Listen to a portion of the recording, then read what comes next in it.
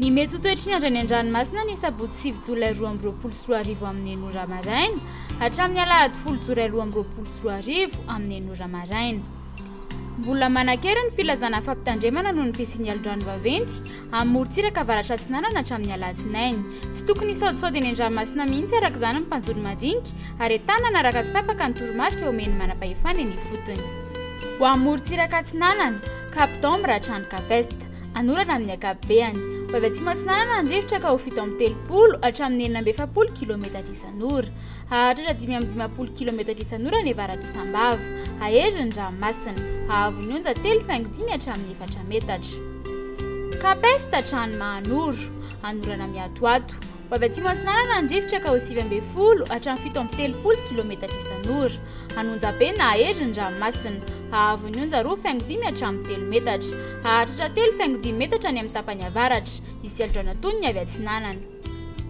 Mahanoro hatrany Tolagnaro, anorana miatoato. Ho avy Atsinanana na Atsinanana sy maravaratra Atsinanana andrivotra ka ho 9.10 hatramin'ny 820 km isan'ora. Hahatratra 820 km isan'ora manakaiky any Tolagnaro.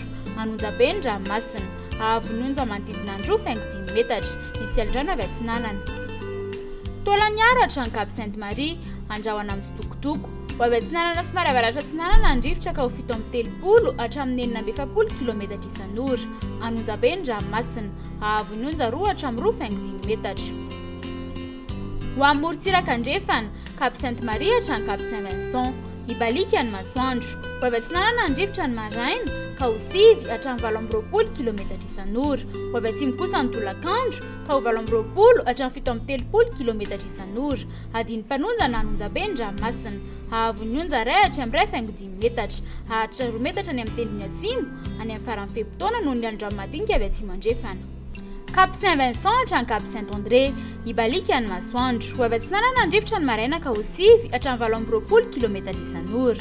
Ho avy andrefana kosa ny tolakandro ka ho 7 hatramin'ny 9.10 km isan'ora. Ary ho avy atsimo ny alina ka ho 9.10 hatramin'ny 820 km isan'ora. Ho tonona adiny mpanonja ny ranomasina. Ahavon'ny onja latsaky ny 2 metatra.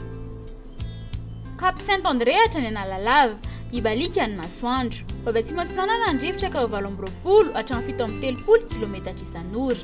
Hahatratra 9.70 hatramin'ny 550 km isan'ora manakaiky ny Analalava ny maraina.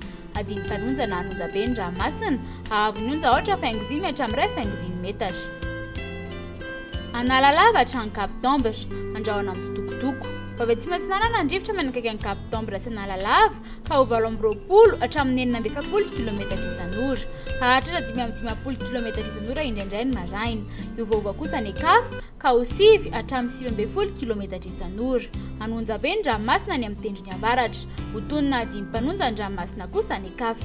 Ahavon'ny onja 2 metatra ny amin'ny tendrony atsimo ary 2.5 hatramin'ny 3 metatra ny avaratry Nosy be. Ho latsaky ny 2 metatra kosa ny Kafa.